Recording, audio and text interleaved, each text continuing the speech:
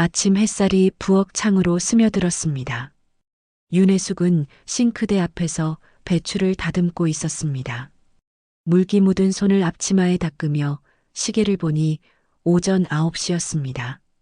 추석 명절, 온 가족이 모이는 날이었습니다. 어머님, 제가 할게요. 며느리 강민정이 부엌으로 들어왔습니다. 단정하게 묶은 머리, 상냥한 미소, 깔끔한 앞치마 차림이었습니다. 해숙은 고개를 저으며 배추를 계속 다듬었습니다. 괜찮아요. 이 정도야 내가 하죠. 손이 시리잖아요. 제가 할게요, 정말. 민정은 자연스럽게 해숙의 손에서 칼을 받아들었습니다. 해숙은 한 발짝 물러섰습니다. 함께 산 지 석 달, 며느리는 늘 이렇게 다정했습니다. 너무 다정했습니다. 거실에서는 15살 손자 지훈이 TV를 보고 있었습니다. 아들 윤성민은 소파에 비스듬히 기대어 휴대폰을 들여다보고 있었습니다. 해숙은 그 모습을 잠시 바라보다가 자신의 방으로 돌아왔습니다. 방 안은 조용했습니다. 책장에 꽂힌 오래된 문학 전집들, 벽에 걸린 국어교사 감사패, 책상 위에 낡은 만년필, 38년간 교단에 섰던 흔적들이었습니다. 해숙은 창가에 앉아 밖을 내다보았습니다. 아파트 단지 안은행나무가 노랗게 물들고 있었습니다. 작년 이맘때까지만 해도 혼자 살았습니다. 남편이 세상을 뜬 뒤 10년 큰 불편 없이 지냈습니다. 그런데 아들이 말했습니다. 혼자 계시면 위험해요. 우리랑 같이 사세요. 며느리도 거들었습니다. 제가 잘 모실게요, 어머님. 거절할 이유가 없었습니다. 아들 내외는 반포동 넓은 아파트에 살았고 해숙이 가진 강남역 근처 오래된 건물 한 채는 세입자가 꼬박꼬박 월세를 냈습니다. 재산 걱정은 없었습니다. 외로움만 조금 있었을 뿐이었습니다. 그렇게 이사를 했습니다.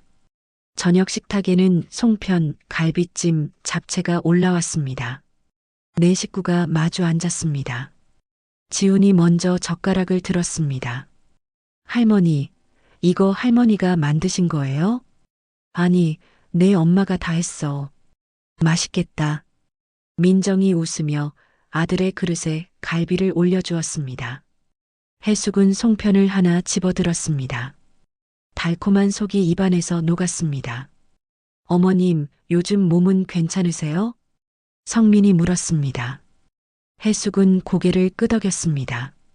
그럼 아주 멀쩡해. 그나저나 어머님, 요즘 깜빡깜빡 하시는 것 같던데. 뭐가? 지난주에 약 드시고 또 드시려고 하셨잖아요. 해숙은 젓가락을 멈췄습니다.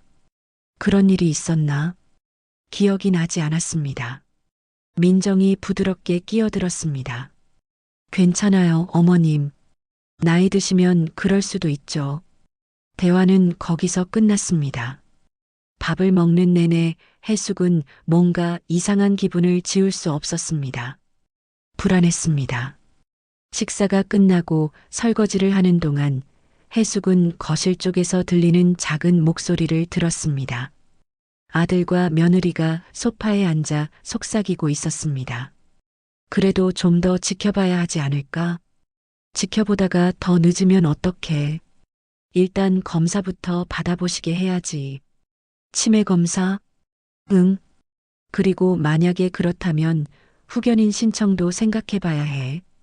해숙의 손이 멈췄습니다. 치매 검사, 후견인 신청, 법률 용어들이었습니다. 그 단어들이 왜 자신에 대한 대화에서 나오는 걸까요? 할머니, 지훈이 다가왔습니다. 얼굴이 굳어 있었습니다. 해숙은 손자를 바라보았습니다. 지훈은 아무 말도 하지 않고 고개를 숙인 채 자기 방으로 들어갔습니다. 그날 밤 해숙은 방 안에 홀로 앉아 있었습니다. 창밖은 어두웠습니다. 책상 위 만년필을 집어들었습니다. 손에 익은 무게였습니다. 38년 동안 이 펜으로 수많은 학생들의 작문을 고쳐주었습니다. 거짓과 진실을 가려냈습니다. 문장 속에 숨은 의도를 읽어냈습니다. 그런데 지금 자신의 삶 속에서 무엇이 숨겨져 있는 걸까요? 해숙은 노트를 펼쳤습니다. 날짜를 적었습니다. 오늘 들은 대화, 며느리의 표정, 아들의 말투, 손자의 굳은 얼굴, 하나하나 기록했습니다. 교사 시절의 습관이었습니다. 펜을 내려놓고 창밖을 바라보았습니다. 은행나무 잎이 바람에 흔들렸습니다. 해숙은 작은 소리로 혼잣말을 했습니다. 내가 건망증이 심한 걸까? 아니면 뭔가 잘못된 걸까? 대답은 없었습니다. 밤은 깊어만 갔습니다. 이틀 뒤 지훈이 학교에서 돌아왔습니다. 평소보다 일찍이었습니다. 현관문을 열고 들어서는 소리가 들렸습니다. 해숙은 거실에서 책을 읽고 있었습니다. 할머니, 혼자 계세요? 응. 내 부모님은 외출하셨어. 지훈은 가방을 내려놓고 해숙 옆에 앉았습니다. 손을 꼭 쥐고 있었습니다. 뭔가 말하고 싶은데 망설이는 표정이었습니다. 해숙은 책을 덮었습니다. 무슨 일 있니? 할머니. 지훈이 작은 목소리로 말했습니다. 어젯밤에 들었어요. 아빠랑 엄마 얘기. 무슨 얘기? 건물 팔려면 후견인만 되면 된다고요. 그러면 할머니 허락 없이도 된다고. 해숙의 손이 떨렸습니다. 책이 무릎 위에서 미끄러졌습니다. 지훈이 얼른 책을 주워 책상 위에 올려놓았습니다. 정말 그런 말을 했니? 네. 제가 확실히 들었어요. 해숙은 심호흡을 했습니다. 가슴이 답답했습니다. 38년간 교단에서 수많은 학생들의 거짓과 진실을 가려냈습니다. 그런데 지금 자신의 가족이 자신에 대해 그런 계획을 세우고 있다는 게 믿기지 않았습니다. 할머니는 멀쩡하시잖아요. 왜 그런 얘기를 하는지 모르겠어요. 지훈의 목소리가 떨렸습니다. 해숙은 손자의 어깨를 가볍게 두드렸습니다. 괜찮아. 할머니가 알아서 할게. 제가 도와드릴게요, 할머니. 해숙은 고개를 끄덕였습니다. 하지만 마음속으로는 이미 균열이 시작되고 있었습니다. 다음 날 아침 해숙은 평소처럼 동네 산책을 나갔습니다. 아파트 단지를 한 바퀴 도는 게 일과였습니다. 벤치에 앉아 쉬고 있을 때 같은 동에 사는 박 권사가 다가왔습니다. 윤 선생님, 안녕하세요. 아, 권사님. 안녕하세요. 박 권사는 해숙 옆에 앉았습니다. 표정이 조심스러웠습니다. 그런데 선생님, 요즘 괜찮으세요? 네, 멀쩡합니다. 아니, 그게 아니라 건강 말이에요. 해숙은 박 권사를 바라보았습니다. 박 권사는 시선을 피했습니다. 며느님한테 들었어요. 선생님이 요즘 깜빡깜빡 하신다고. 그래서 검사 받으실 거라고. 해숙은 말문이 막혔습니다. 며느리가 밖에 소문을 낸 것이었습니다. 저는 멀쩡해요. 그래도 검사는 받아보시는 게 미리미리 대비하는 게 좋잖아요. 박 권사는 일어섰습니다. 그럼 교회에서 뵐게요. 그렇게 말하고는 멀어져 갔습니다. 해숙은 벤치에 앉은 채 한참을 움직이지 못했습니다. 다음 주 일요일 교회에 갔습니다. 예배가 끝나고 권사회 사람들과 마주쳤습니다. 이전까지는 반갑게 인사를 나누던 사람들이었습니다. 그런데 오늘은 달랐습니다. 윤 선생님, 요즘 어떠세요? 건강 챙기세요. 힘드시죠? 나이 들면 다 그래요. 말투가 조심스러웠습니다. 동정 섞인 눈빛이었습니다. 해숙은 알 수 있었습니다. 소문이 퍼진 것을요. 집으로 돌아오는 길 해숙은 걸음을 멈췄습니다. 아파트 입구 벤치에 앉았습니다. 하늘을 올려다보았습니다. 구름이 천천히 흘러갔습니다. 38년간 학생들을 가르쳤습니다.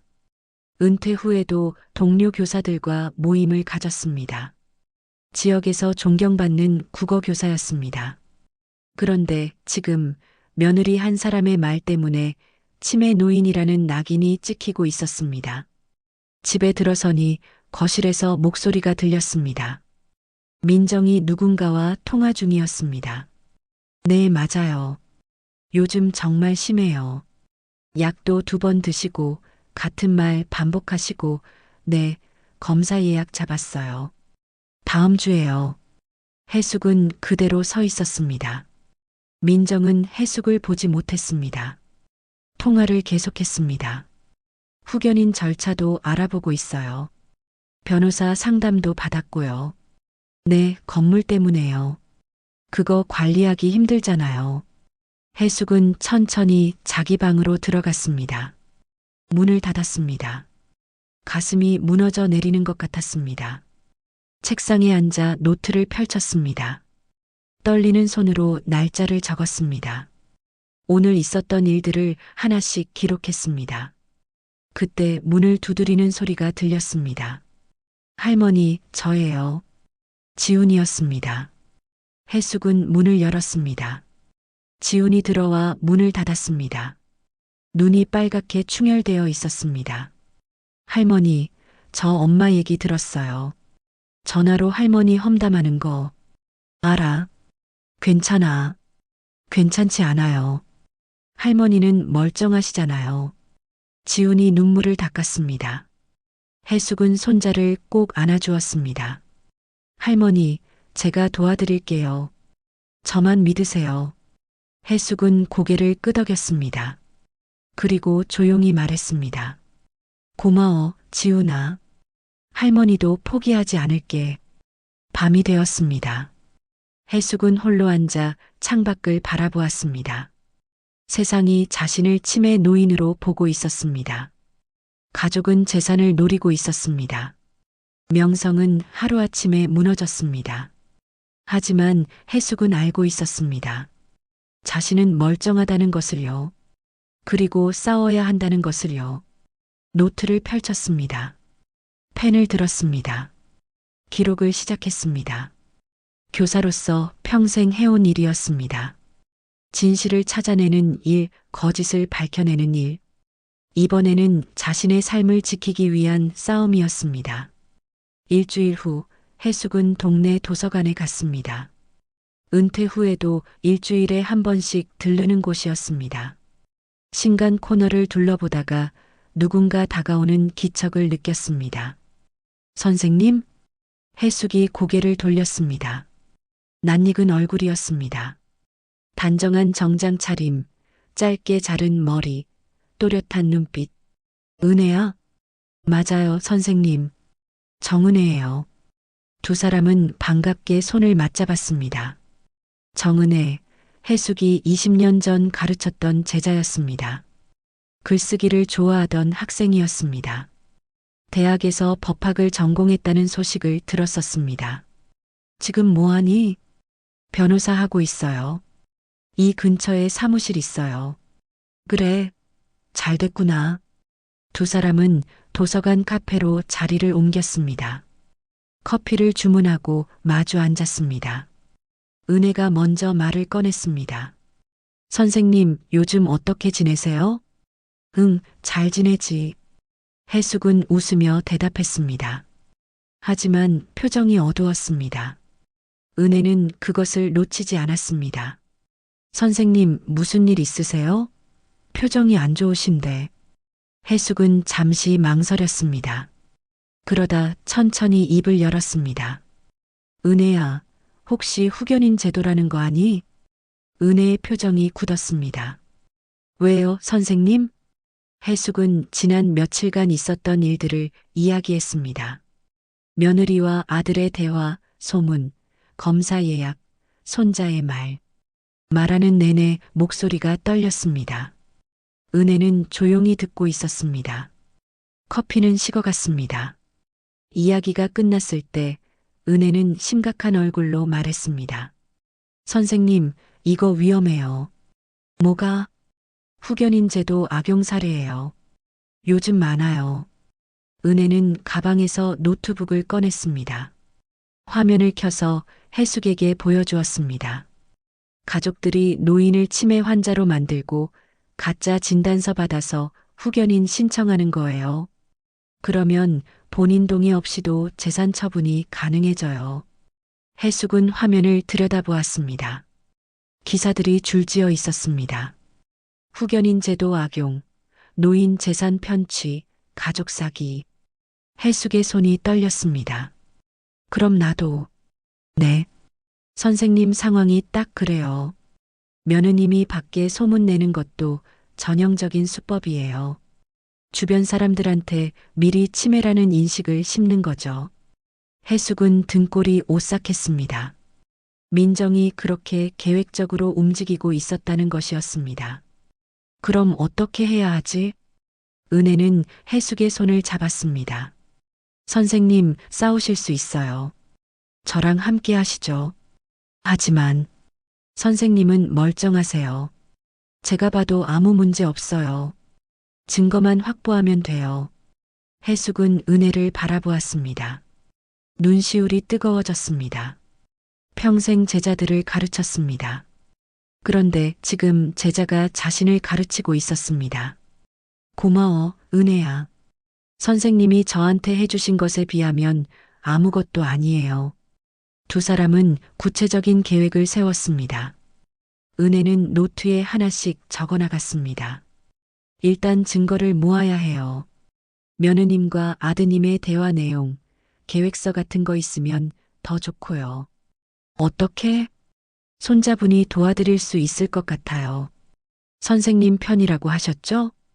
해숙은 고개를 끄덕였습니다. 그날 저녁 해숙은 지훈을 방으로 불렀습니다. 지훈은 조심스럽게 들어왔습니다. 해숙은 문을 닫고 낮은 목소리로 말했습니다. 지훈아, 할머니 좀 도와줄래? 당연하죠, 할머니. 해숙은 오늘 만난 은혜 변호사 이야기를 했습니다. 지훈은 진지하게 들었습니다. 그럼 제가 뭘 하면 되는데요? 내 부모님 대화 좀 더 자세히 들어봐. 그리고 혹시 컴퓨터나 서류 같은 거 있으면 확인해봐. 지훈은 잠시 생각하다가 고개를 끄덕였습니다. 할머니, 사실 엄마 노트북에서 이상한 파일 본 적 있어요. 무슨 파일? 재산 정리 이런 제목이었어요. 열어보진 못했지만 해숙의 심장이 빨라졌습니다. 그 파일 다시 볼 수 있겠니? 엄마가 외출하면 가능할 것 같아요. 절대 들키면 안 돼. 조심해야 해. 네, 할머니. 이틀 후 민정과 성민이 외출했습니다. 백화점에 간다고 했습니다. 지우는 재빨리 부모 방으로 들어갔습니다. 해숙은 거실에서 망을 봤습니다. 10분 후 지훈이 나왔습니다. 손에 휴대폰을 들고 있었습니다. 할머니, 사진 찍었어요. 해숙은 지훈의 휴대폰을 받아들었습니다. 화면을 확대했습니다. 엑셀 파일이었습니다. 제목은 재산 분배 계획이었습니다. 내용을 읽어 내려갔습니다. 강남 건물 매각 예상가 18억, 후견인 선임 후 처분, 수익금 분배 비율. 해숙은 화면에서 눈을 떼지 못했습니다. 모든 게 계획되어 있었습니다. 자신의 재산이 어떻게 나눠질지, 언제 처분할지. 할머니, 지훈의 목소리가 떨렸습니다. 해숙은 휴대폰을 내려놓고 심호흡을 했습니다. 분노가 치밀어 올랐습니다. 하지만 억눌렀습니다. 잘했어, 지훈아. 이거 은혜 변호사한테 보내야겠다. 제가 보낼게요. 해숙은 창밖을 바라보았습니다. 해가 지고 있었습니다. 노을이 붉게 타올랐습니다. 그날 밤 해숙은 책상에 앉았습니다. 노트를 펼쳤습니다. 날짜별로 정리된 기록들이 빼곡했습니다. 평생의 습관이었습니다. 교사로서 학생들의 변화를 기록하던 습관. 이제는 자신의 싸움을 기록하고 있었습니다. 펜을 들었습니다. 새로운 페이지에 적었습니다. 이 싸움은 내 교단 마지막 수업이다. 창밖에서 바람이 불었습니다. 나뭇잎이 흔들렸습니다. 해숙은 노트를 덮고 고개를 들었습니다. 눈빛이 단단해졌습니다. 싸울 준비가 되었습니다. 은혜 변호사가 사무실로 해숙을 불렀습니다. 지훈이 찍어온 사진 파일을 분석한 결과를 설명하기 위해서였습니다. 해숙은 버스를 타고 사무실로 갔습니다. 작은 건물 3층이었습니다. 선생님 앉으세요. 은혜는 책상 위에 서류를 펼쳐 놓았습니다. 지훈이 찍은 사진을 출력한 것이었습니다. 이거 결정적인 증거예요. 하지만 더 필요해요. 뭐가 더? 며느님이 직접 한 말이요. 녹음이든 영상이든 본인 입으로 후견인 재산 처분 같은 얘기를 해야 해요. 해숙은 고개를 끄덕였습니다. 어떻게 하면 되지? 선생님이 미끼가 되셔야 해요. 은혜의 목소리가 낮아졌습니다. 일부러 약한 모습을 보이세요. 기억이 가물가물하다는 식으로요. 그럼 며느님이 본색을 드러낼 거예요. 해숙은 잠시 망설였습니다. 연기를 해야 한다는 것이었습니다. 할 수 있으세요? 해야지. 그리고 저희가 근처에서 대기할게요. 녹음 장비 드릴게요. 은혜는 작은 녹음기를 꺼냈습니다. 펜처럼 생긴 것이었습니다. 이거 주머니에 넣고 계세요. 자동으로 녹음돼요. 해숙은 녹음기를 받아들었습니다. 차갑고 가벼웠습니다.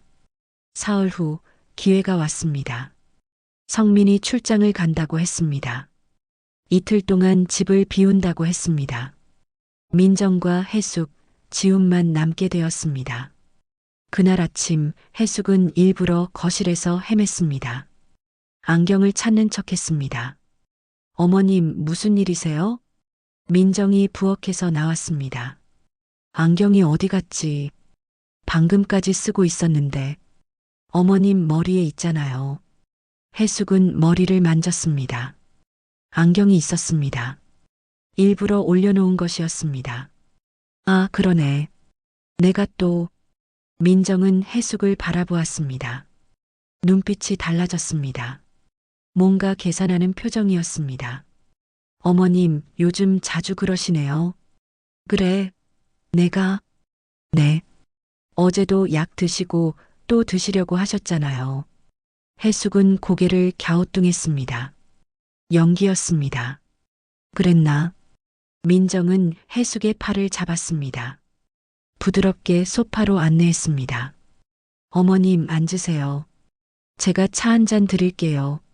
민정은 부엌으로 갔습니다. 물 끓이는 소리가 들렸습니다. 해숙은 주머니 속 녹음기를 만졌습니다. 작동하고 있었습니다. 민정이 차를 들고 왔습니다. 해숙 앞에 놓고 마주 앉았습니다. 어머님, 사실 말씀드릴 게 있어요. 뭔데? 요즘 어머님 건강이 걱정돼서요. 검사 한번 받아보시는 게 어떨까요? 해숙은 차를 한 모금 마셨습니다. 뜨거웠습니다. 무슨 검사? 기억력 검사요. 요즘 깜빡깜빡하시잖아요. 그 정도는 나이 들면 다 그렇지. 그래도 확인은 해봐야죠. 혹시 모르잖아요. 민정의 목소리가 조금씩 빨라졌습니다.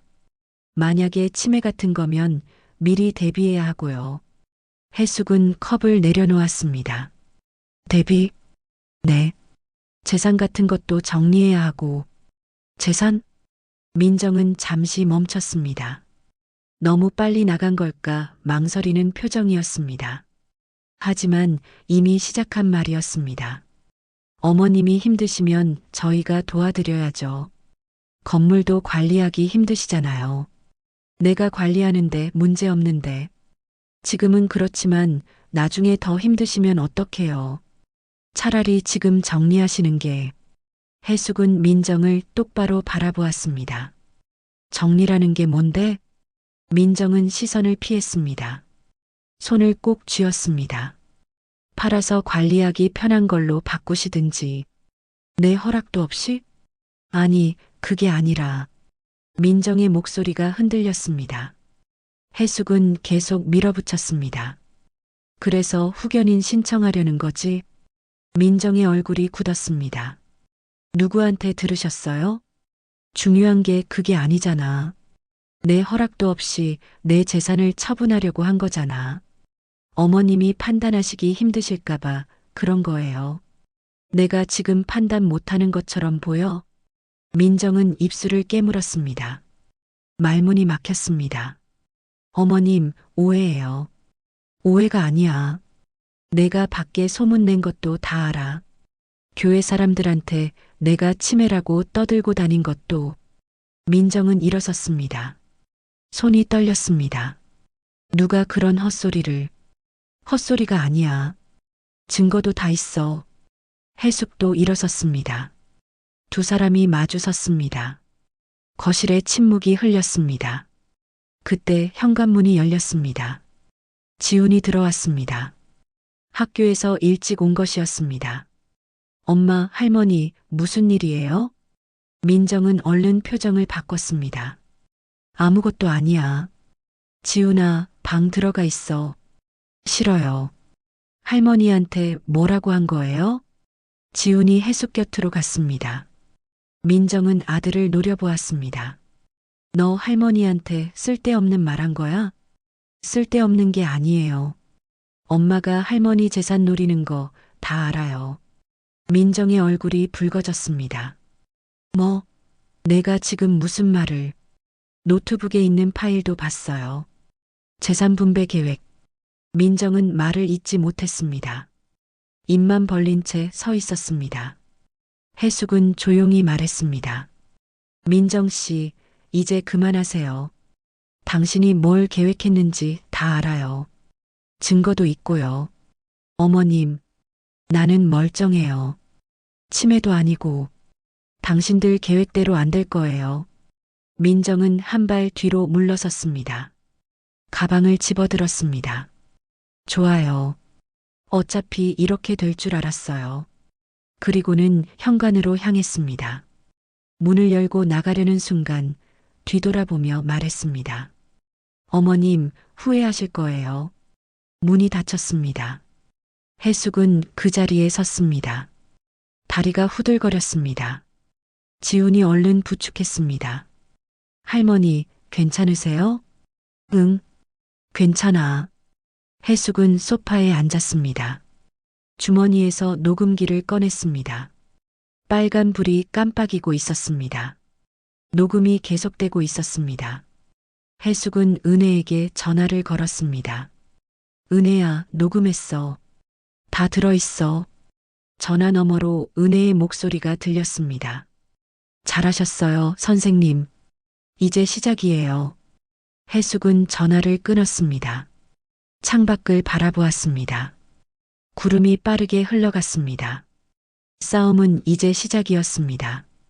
한 달 후 법정이었습니다. 서울가정법원 3층 법정.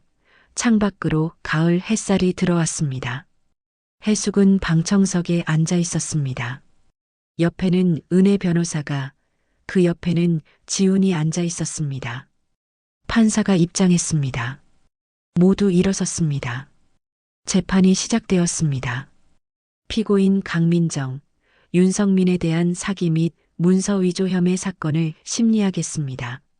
민정과 성민이 피고인석에 앉아 있었습니다. 민정은 고개를 숙이고 있었습니다. 성민은 창밖만 바라보았습니다. 검사가 일어섰습니다. 피고인들은 피해자 윤혜숙 씨를 치매 환자로 조작하여 성년후견인 신청을 시도했습니다. 이를 위해 가짜 진단서를 만들고 요양시설 강제 입소를 계획했습니다. 검사는 증거 서류를 제출했습니다. 지훈이 찍은 사진, 해숙이 녹음한 대화, 민정의 노트북에서 발견된 재산분배 계획서, 또한 피고인들은 브로커와 공모하여 피해자의 부동산을 불법으로 처분하려 했습니다. 민정의 얼굴이 창백해졌습니다. 은혜가 일어섰습니다. 피해자 윤혜숙 씨는 정상적인 판단 능력을 가지고 있습니다. 피고인들의 주장은 모두 거짓입니다. 은혜는 해숙이 작성한 일기장을 제출했습니다. 날짜별로 꼼꼼히 기록된 내용들이었습니다. 피해자는 은퇴교사로서 38년간 교단에 섰습니다. 기록 습관은 평생의 것입니다. 이 일기를 보시면 피해자가 얼마나 또렷한 정신을 가지고 있는지 알 수 있습니다. 판사가 일기장을 받아들었습니다. 천천히 넘겨보았습니다. 증인 신문 시간이 되었습니다. 지훈이 증인석에 섰습니다. 손이 떨렸습니다. 해숙이 눈으로 격려했습니다. 증인, 할머니 윤혜숙 씨의 일상을 말씀해 주시겠습니까? 지훈은 숨을 크게 들이마셨습니다. 할머니는 하루도 잊으신 적이 없습니다. 목소리가 떨렸지만 또렷했습니다. 매일 아침 6시에 일어나세요. 신문 읽으시고 산책 나가세요. 저한테 숙제도 봐주시고 책도 읽어주세요. 지훈의 눈에 눈물이 맺혔습니다. 할머니는 멀쩡하세요. 엄마랑 아빠가 거짓말한 거예요. 방청석이 술렁였습니다. 민정은 고개를 들지 못했습니다. 성민은 눈을 감았습니다. 판사가 말했습니다. 증인 퇴장하십시오. 지훈이 내려왔습니다. 해숙 옆으로 돌아와 앉았습니다. 해숙은 손자의 손을 꼭 잡았습니다. 다음 증인은 브로커였습니다. 중년 남성이었습니다. 불안한 표정으로 증인석에 섰습니다. 증인, 피고인 강민정과 어떤 관계입니까? 의뢰인이었습니다. 어떤 의뢰를 받았습니까? 가짜 진단서를 만들어 달라고 했습니다. 치매 진단서요. 방청석이 다시 술렁였습니다. 누구 명의로? 윤혜숙 씨 명의로요. 대가는? 부동산 매각 후 수수료를 받기로 했습니다. 민정이 벌떡 일어섰습니다. 거짓말이에요. 저는 그런 적 없어요. 판사가 망치를 두드렸습니다. 피고인, 조용히 하십시오. 민정은 주저앉았습니다. 울음을 터뜨렸습니다. 성민은 여전히 말이 없었습니다. 심리는 2시간 동안 계속되었습니다. 모든 증거가 제출되었습니다. 증인 신문이 끝났습니다. 마지막으로 판사가 물었습니다. 피해자 윤혜숙 씨 하실 말씀 있으십니까? 해숙은 천천히 일어섰습니다. 법정을 둘러보았습니다. 민정과 성민을 바라보았습니다. 저는 38년간 학생들을 가르쳤습니다. 진실을 말하라고, 정직하게 살라고 가르쳤습니다. 목소리가 떨렸지만 멈추지 않았습니다. 제 아들에게도 그렇게 가르쳤습니다. 그런데 오늘 제 아들이 거짓말쟁이가 되었습니다. 성민이 고개를 들었습니다. 눈이 붉어져 있었습니다. 저는 용서할 수 있습니다. 하지만 잊을 수는 없습니다. 해숙은 앉았습니다. 법정이 조용했습니다. 판결이 선고되었습니다.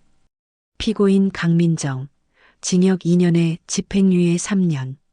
피고인 윤성민, 징역 1년에 집행유예 2년. 브로커 김모 씨, 징역 3년. 성년 의견인 신청은 기각합니다. 망치 소리가 울렸습니다. 재판이 끝났습니다. 법정을 나오는 길, 해숙은 복도에서 잠시 섰습니다. 창밖을 바라보았습니다. 은행나무 잎이 노랗게 물들어 있었습니다. 바람에 흔들렸습니다. 선생님, 수고하셨어요. 은혜가 다가왔습니다. 해숙은 고개를 끄덕였습니다. 고마워, 은혜야. 내가 아니었으면 못했을 거야. 제가 더 감사해요. 선생님 덕분에 배웠어요.